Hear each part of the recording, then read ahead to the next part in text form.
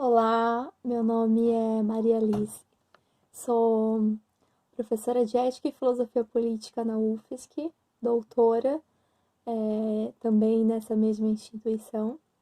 Minha tese foi sobre direitos animais sencientes, uma perspectiva jurídica, política e moral, e por isso eu queria falar um pouco da minha tese, que em breve vai virar livro, então vou aproveitar para fazer o jabá e contar um pouquinho da pesquisa que eu desenvolvi.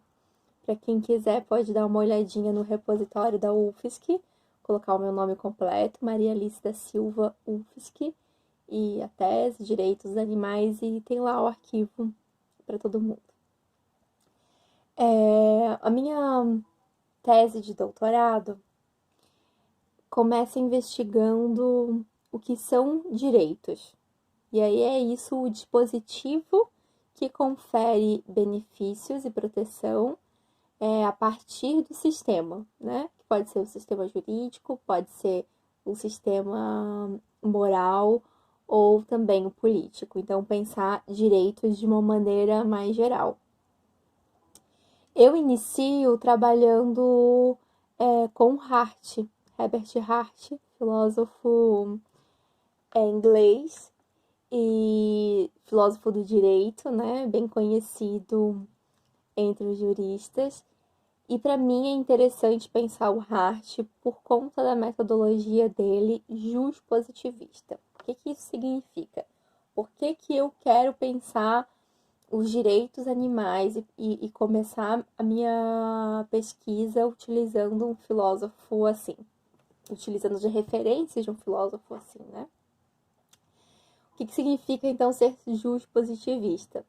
Significa na postura do Hart, que a gente precisa analisar primeiro o que é o direito, depois o que é moral, e se eu quiser também o que é o político, o âmbito político, para então depois fazer a ligação e a conexão que for necessária. Mas o fundamento do direito, por exemplo, não requer um conteúdo moral específico, não requer o sistema da moral necessariamente. É claro que na teoria do Hart tem toda uma coisa importante que é a delimitação de pensar o que é um conteúdo crítico, advindo de uma moral social, né, que é produto também da cultura, e aí é uma atitude crítica, então não é simplesmente qualquer conteúdo que o direito faz uso, mas o direito precisa fazer uso de teorias, de conteúdos normativos sociais que têm uma postura crítica. Então a moral ela entra como aquela que vai dar conteúdo, que vai dar substância e movimento para o direito, mas a metodologia juspositivista, que vem desde Austin, né? Também utilitarista, é importante para pensar os sistemas de maneiras separadas. Então, para mim, é muito importante pensar quais são as funções dos sistemas normativos, o porquê da existência de direitos, para então pensar se a gente pode incluir como beneficiários desse dispositivo outros animais que não só os humanos. Então, no primeiro capítulo da minha pesquisa, eu fiz algo muito interessante, que foi perceber a partir de o que o Hart chamou de conteúdo mínimo do direito natural, mas não só ele, Hume, Hobbes e uma porção de filósofos que pensam o contrato social ou que estão pensando a origem do sistema normativo ali colado com essa noção um pouco mais juspositivista, que significa o quê? Significa dizer que esse conteúdo mínimo do direito natural, que é um conteúdo obrigatório, latente ao direito, tem a ver com características ou truísmos, né, verdades antropológicas sobre a natureza humana. Então, coisas como a vulnerabilidade, que é ser suscetível ao ataque, né? Ter uma força de igualdade aproximada, então ninguém é muito forte e nem muito fraco, né? Dependendo do contexto, dependendo da posição, o nosso tipo de força é modificada. Então, a gente precisaria de proteção. Todos nós dependemos de algum recurso natural que, então, é limitado. Então, né, nós também temos esse tipo de carência. Enfim, uma série de características. Na verdade, o Hart colocou 5 características principais que fundam a necessidade e a existência dos sistemas normativos. Ele se debruça a pensar o sistema jurídico, mas por fazer alusão a esses outros filósofos que eu citei, o Hume, Hobbes, por exemplo, eu coloco na pesquisa como a importância de pensar esse mesmo fundamento para a argumentação da existência necessária de todos os sistemas. Todos os sistemas normativos de regra, então, moral, político, jurídico, né? Todos os sistemas que estão comprometidos em pensar a harmonia de uma vida boa. Então, já que nós precisamos, já que nós somos vulneráveis, e aí eu elegi a vulnerabilidade como a característica principal, né? Como nós somos vulneráveis e precisamos de proteção, e precisamos então de um sistema para regrar nossa conduta, para gerar um contrato, para gerar uma reflexão, né? Para ter uma explicação e uma argumentação sobre os nossos comportamentos, para que assim nós nos sentimos mais seguros. A origem disso, então, é essa vulnerabilidade que faz com que, então, a gente necessite de um direito de proteção, de um dispositivo que o sistema vai conferir e gerar benefícios. Então, esse mesmo núcleo de fundamentação serve para todos os sistemas normativos e, mais do que isso, então, explica a existência dos sistemas normativos, explica a necessidade dessa existência, mas também explica a necessidade da função dos direitos. Então, os direitos como aqueles dispositivos, né? Então, quando a gente pensa o conteúdo mínimo do direito natural, que o Hart colocou, mas também outros filósofos, a gente consegue observar essas duas coisas. A necessidade da existência dos sistemas jurídicos e a função que os direitos possuem dentro dos sistemas, que é um dispositivo de proteção. Tudo isso dada a nossa vulnerabilidade, né? Eu elegi a vulnerabilidade como uma característica que resume esses truísmos, né? E aí, ao perceber quais são essas características, eu percebi que, na verdade, a tradição sempre se referiu a ela como sendo características da natureza humana, mas, na verdade, são características de todos os animais sencientes. O que significa ser senciente? Ciência é uma categoria científica, né? Vocês podem conferir a Declaração de Cambridge, por exemplo, que os neurocientistas reuniram muitos argumentos e que comprovam empiricamente como os animais não humanos possuem, além de uma dor física, eles também podem sentir dores mais subjetivas, né? Então, relacionadas a relações afetivas e psicológicas. Significa que existe uma subjetividade no mundo animal que até então, né, vamos pensar na época de Descartes, por exemplo, era negado, e por isso a gente tinha uma dificuldade de pensar que a gente precisa incluir os animais não humanos no nosso escopo e rol de consideração de todos os sistemas normativos. Então, como essa característica sempre foi relacionada aos humanos, fundou como quem nós consideramos moralmente. Então, pera lá, a gente já falou que esse conteúdo mínimo de direito natural, que é super importante de Hart, então, funda a necessidade e a existência dos sistemas normativos. Hart fala sistema jurídico, eu uso esse contexto para falar de todos os sistemas, né? É uma contribuição minha. Depois, isso serve também para nos mostrar a função dos direitos desse dispositivo que confere benefício. e nos mostra quem são as pessoas que são beneficiadas. E aí, pessoas eu falo no sentido de personalidade, né? Não de pessoas humanas, porque a minha primeira grande contribuição na tese é dizer que a gente precisa rever essas características, porque essas características não são limitadas aos humanos, são, na verdade, características de todos os animais sencientes. Então, colada com essas três argumentações sobre a existência necessária de sistemas jurídicos, sobre a função de direitos e quem nós consideramos moralmente, juridicamente e politicamente, obrigatoriamente tem que ser pensada sempre numa perspectiva anti-especista, porque essas características que fundam e resultam tantas argumentações não tem como excluir todos os outros animais, né? Então, se a gente tem uma tradição e uma literatura tão vasta que ela é sempre exclusiva aos humanos, por que isso foi feito?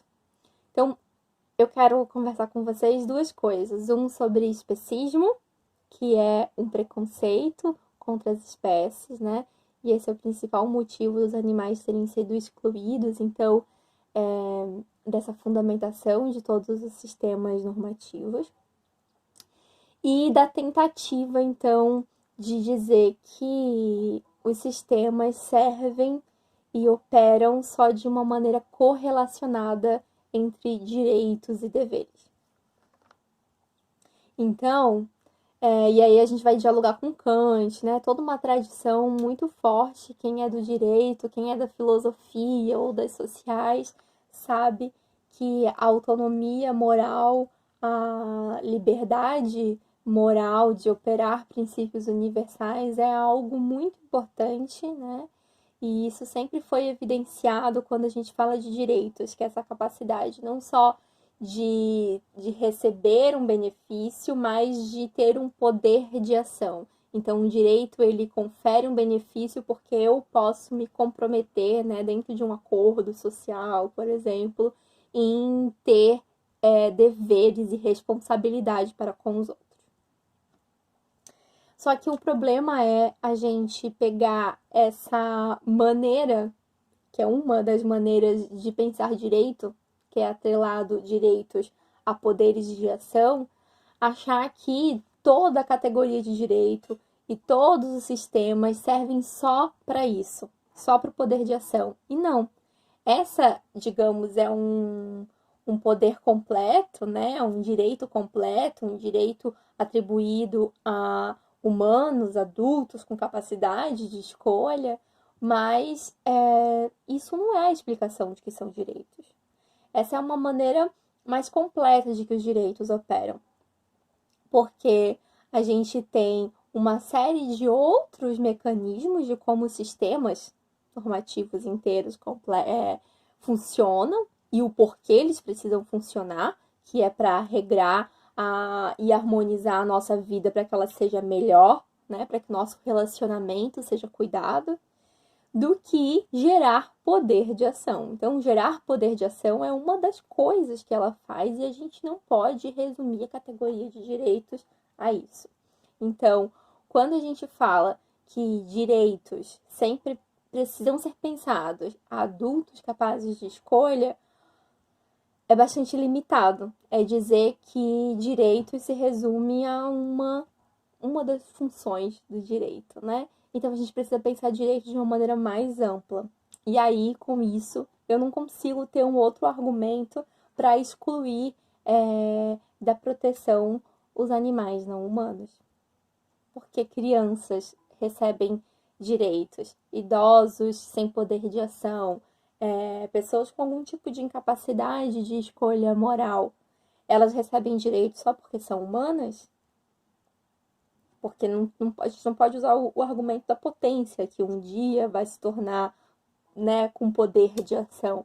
Então a gente começa a perceber que os argumentos eles são, na verdade, especistas, ou seja, barrados à espécie humana.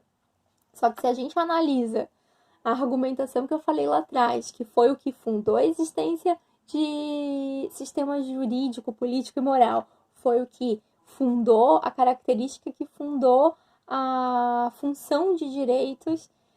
Não tem por que a gente excluir todos aqueles que possuem essas mesmas características, ou seja, de vulnerabilidade, que são de todos os animais sencientes, de que também receba o benefício que é participar do status social e colher os frutos de ter um sistema normativo que funcione. Esse é o início da minha pesquisa e eu considero isso muito importante como metodologia inicial para, como filósofa mesmo, de analisar os conceitos de maneira separadas. Então, primeiro eu pensei o que são direitos, e esses direitos, eles são independentes de qualquer sistema jurídico, político ou moral. A inclusão de quem então deve ser beneficiado também é independente. A sua função de dispositivo também é diferente, mas indiferente, mas cada um dos sistemas ele tem um mecanismo de funcionamento, né? Ele é útil para alguma coisa. Então, nos capítulos que seguem da minha tese, que eu sugiro que quem tiver interesse em aprofundar, dê uma olhadinha lá no repositório da UFSC. No capítulo 2, eu vou analisar só os direitos jurídicos. Então, pensar como que o Gary Francione, que é jurista, ele não é um bom filósofo, inclusive na minha tese, eu tenho várias críticas à maneira como ele utiliza o princípio do Peter Singer e dos utilitaristas de uma maneira realmente bastante precária, mas o Francione, para eu analisar o que é a categoria de direito jurídico e a importância de pensar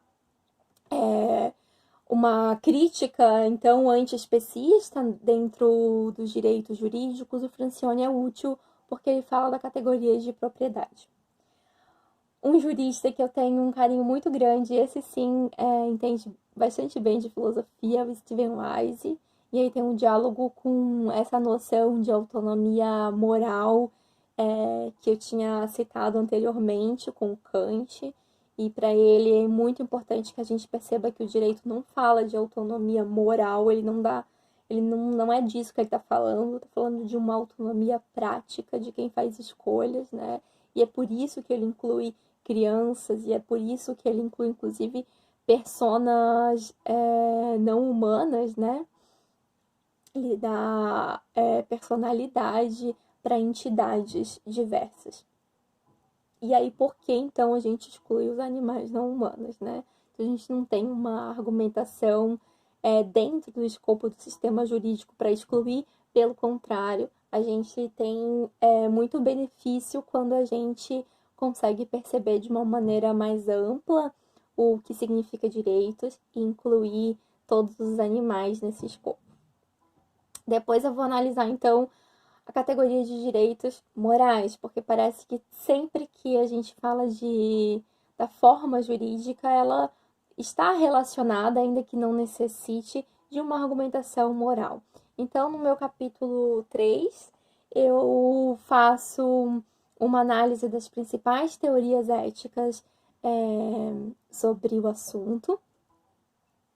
Uso Peter Singer, Tom Regan, ecofeministas, utilitaristas, de uma maneira geral, e outros consequencialistas, o Primate, o Richard Ryder, e aí eu vou fazendo uma costura de quais conceitos são interessantes para pensar a categoria de direito moral, como que se diferenciam uma das outras, mas sobretudo para o meu objetivo final, que é dizer que direitos precisam ser pensados de maneira relacionada à categoria do direito jurídico, político e moral. Então, eu quero falar de um direito positivo, eu quero falar de política pública, eu quero falar de um direito que mude de fato a realidade daquele que está recebendo esse benefício. E por isso que no capítulo 3, além de ter essa revisão da literatura e falar dos conceitos que são importantes e podem ser relacionados, eu faço a costura com o capítulo seguinte, que é sobre uma categoria política. Então, para a gente falar de relacionamento, para falar de como a estrutura do Estado precisa estar presente e preocupada também com os animais não humanos.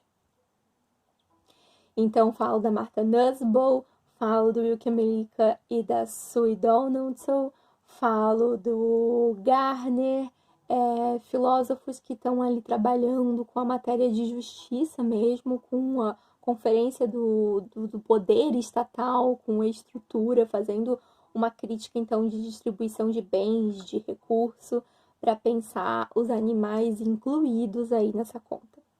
E aí, meu último capítulo então para falar de uma perspectiva sociológica, onde uma educação crítica moral consegue de fato costurar esses três sistemas, né, para que então possa pensar uma justiça de um relacionamento interespécie que seja buscando uma solidariedade e que mude de fato esse diagnóstico social que a gente tem, que é de dominação, né, de humanos com humanos, que perpassa por demarcadores de gênero, de raça, de classe, mas a minha tese foca sobretudo nessa demarcação da espécie, que também precisa então ser considerada. Então, nesse último capítulo, eu comecei no primeiro com uma perspectiva positivista e no final a metodologia que eu utilizo é uma metodologia da teoria crítica para pensar qual é o diagnóstico social que a gente tem, quais são os problemas, quais são os sintomas e pensando que usando Habermas então para pensar de uma maneira mais otimista que essa emancipação que nós estamos buscando através de uma solidariedade, né, para o coletivo, para que todo mundo possa ter uma condição melhor de vida, né, dentro de uma postura emancipatória, que os sistemas possam contribuir para isso. Então, como trabalhei muito com direito, trabalhei muito com político, foi importante utilizar um pouquinho do Habermas, por exemplo, para acreditar que essas estruturas conseguem fazer essa movimentação que é uma revolução social, né? Uma revolução social que não parte só das estruturas, mas que as estruturas possibilitam que os indivíduos, através de princípios de solidariedade, entendam que o relacionamento interespécie precisa ser pensado tanto quanto o relacionamento que nós temos com diferentes gêneros, diferentes raças, diferentes classes, diferentes posições, né, sociais, que modifica totalmente a maneira como nós somos beneficiados ou prejudicados pelo sistema. Então, fica o convite para vocês olharem um pouquinho da minha tese, dessas contribuições que eu fiz. 30 minutos é muito pouco, né? É só fazer realmente uma pincelada sobre a pesquisa para ficar o convite para procurarem no repositório da UFSC e aguardarem o lançamento do livro. E é isso. Eu posso deixar meu contato de e-mail para quem quiser tirar alguma dúvida, gerar algum debate. A minha tese é sobre uma fundamentação, né, filosófica dessas esferas, mas eu quero pensar numa perspectiva prática, né? Já pensei o fundamento e agora eu quero pensar numa perspectiva prática junto dos movimentos sociais, como que a gente faz isso tudo realizar, como que a gente movimenta o coletivo para que de fato a nossa vida e dos animais seja melhor, certo? Obrigada pelo convite, participar da conferência. Arranjei aqui em casa o que foi possível, né? O meu celular mesmo. Tô gravando à noite, então acho que a luz não tá muito boa. Mas é isso. Muito obrigada por quem ouviu. Espero ter contribuído um pouco para pensar a perspectiva do nosso relacionamento interespécie. Um abraço.